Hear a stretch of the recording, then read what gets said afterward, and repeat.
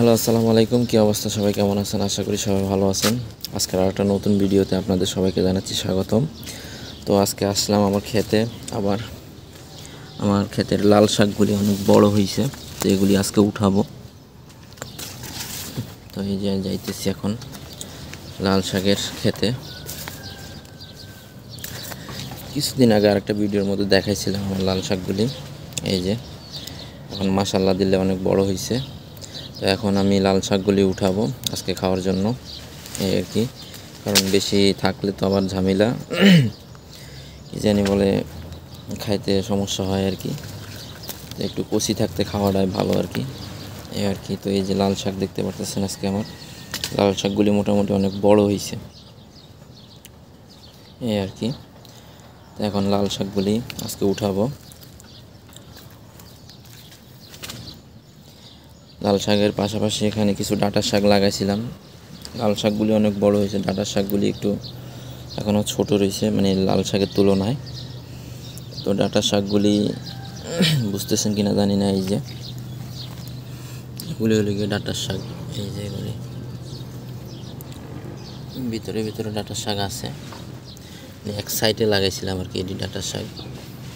আর এগুলি তো লাল শাক, সেটা বুঝতেই পারতেছেন, এই আর কি। তো এখন লাল শাকগুলি অনেক বড় হয়ে গেছে, তো চিন্তা করছি আজকে লাল শাকগুলি যতটুকু সম্ভব হয় উঠাবো। উঠানোর পরে আজকে খাবো ইনশাল্লাহ ডাঁটা শাক রান্না করে, এই আর কি।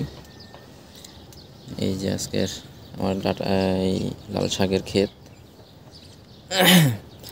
আর ডাঁটা শাক। তো এই আমার লাল শাক আর কি গাছ এগুলি। তো চিন্তা করছি এখানে কিছু আমার অন্য অন্য গাছ আছে, যেমন এখানে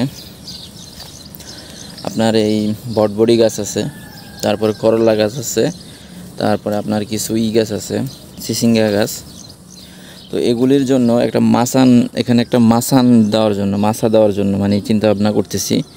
কারণ এই গাছগুলি একটু উপরে উঠলে মানে কিসের মধ্যে দেব, তো সেটার চিন্তা ভাবনা করতেছি আর কি। তো আমার কাছে 2-3টা রড আছে, তো রডগুলি চিন্তা করছি এই যে এই রডগুলি এখানে গাড়াইয়া দেওয়া। মানে এই দেশে তো আর আপনি কি জানি ঝোপঝাড় পাওয়া যায় না, বাঁশ টাশও পাওয়া যায় না। তো চিন্তা করলাম আর কি এরকম 4টা রড দিয়া পিলারের মতন দিয়া 4 জায়গায়, তারপরে আপনার রশি দিয়া মানে এখানে ছোট্টভাবে একটা মাছা দেওয়ার জন্য আর কি, এই গাছগুলি উঠানোর জন্য, এই আর কি। তো এইটা ছিল প্ল্যান, এটা ছিল চিন্তা ভাবনা আমার। তো দেখি কি করতে পারি। তো এই যে এখন এই মানে রডগুলি গাড়ানোর করতেছি। আর এখানে পাথরের জন্য মানে নিচে মানে করতে পারি না, গাড়াইতে পারতেছি না, মানে অনেক শক্ত, নিচে অনেক পাথর আছে আর কি, এই আর কি। তো চেষ্টা করতেছি এগুলি গাড়ানোর জন্য। তো দেখি, তো চিন্তা ভাবনা আছে এগুলি গাড়ানোর পরে এখানে একটা ছোট্ট একটা মাচাং দেওয়ানোর জন্য আর কি। তো আজকে চিন্তা করছি শুধু রডগুলি গাড়াইয়া রাখবো, পরবর্তীতে এখানে আবার করব, এই আর কি। তো আজকে লাল শাক উঠানোর জন্য আসছি, লাল শাকও উঠাবো আজকে। এখানে লাল শাকগুলি অনেক বড় বড় হয়ে গেছে, তো এখন লাল শাক উঠাবো। তারপরে আপনার এই যে কি জানি রডগুলি এখানে গাড়াবো, এই আর কি। তো চলেন লাল শাক উঠাই এখন, মানে বড় বড়গুলি উঠালাই। হ্যাঁ, এই যে আমাদের লাল শাক, বিসমিল্লাহ। দেখি কতগুলি নিতে পারি, বেশি নিব না আর কি। ছোটোগুলি থাকবে, বড়গুলি মোটা মোটা হয়ে গেছে, এগুলি উঠাই এলাই, এই আর কি। এই যে সেট দিয়ে অনেক বড় বড় হয়ে রয়েছে লাল শাকগুলি, এই যে দেখতে পারতেছেন অনেক বড় বড় হয়ে গেছে, এই যে দেখেন অনেক বড়, 1 হাতের মতো হয়ে গেছে লাল শাকগুলি।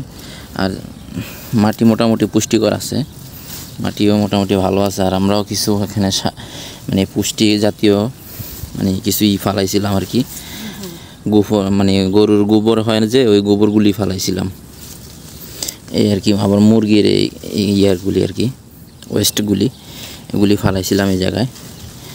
তাই এরকম মানে জমিনে বল হয়েছে মাটির মধ্যে, এই আর কি। এই যে নিচে আবার ছোট আছে, এক ধাপ মানে বড় হয়ে গেছে, আরেক ধাপ আসতেছে নিচে ছোট ছোট, এই আর কি। তো আচ্ছা, লাল শাক উঠাই নি, তারপর আপনার সাথে কথা বলবো ইনশাল্লাহ।